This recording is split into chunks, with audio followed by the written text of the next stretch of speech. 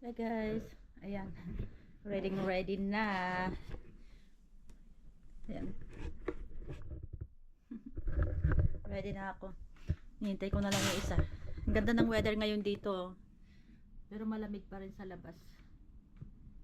Ayan, 13 degrees sa labas kahit mainit. So tingnan nyo naman, balot na balot ako. Ayan, 3 layer na yan ha. Hindi pa kasama yung isa pang jacket. Kailangan daw ano, kasi open area yung pupuntahan namin, kaya kailangan ko magbalot. So see you there.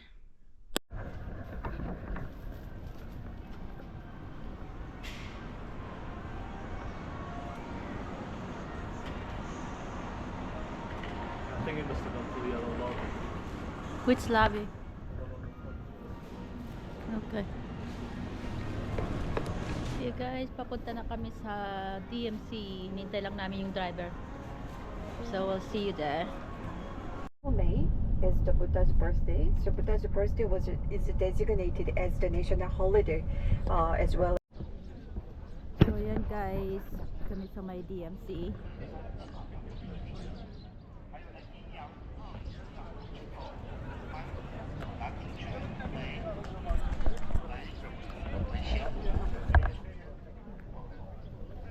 Malamig na mainit.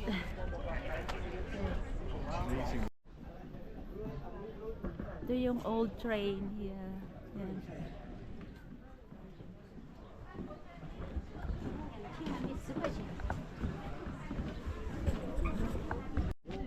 In 1978,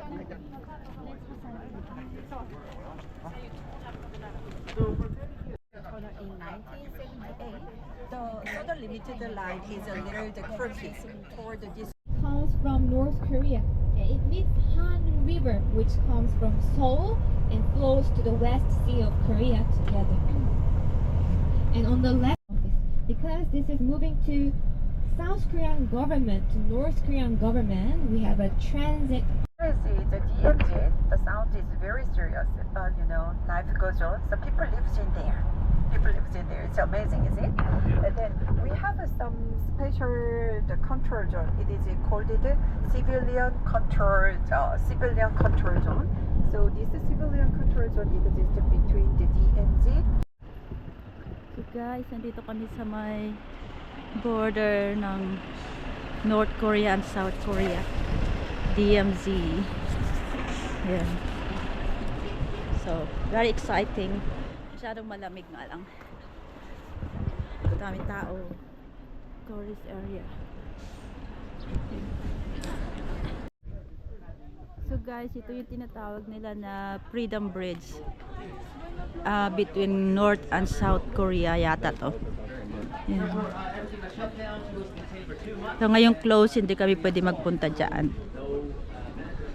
Hindi ko alam kung ano itong mga to dito. Hey. In this way, no photo. Okay. Yeah.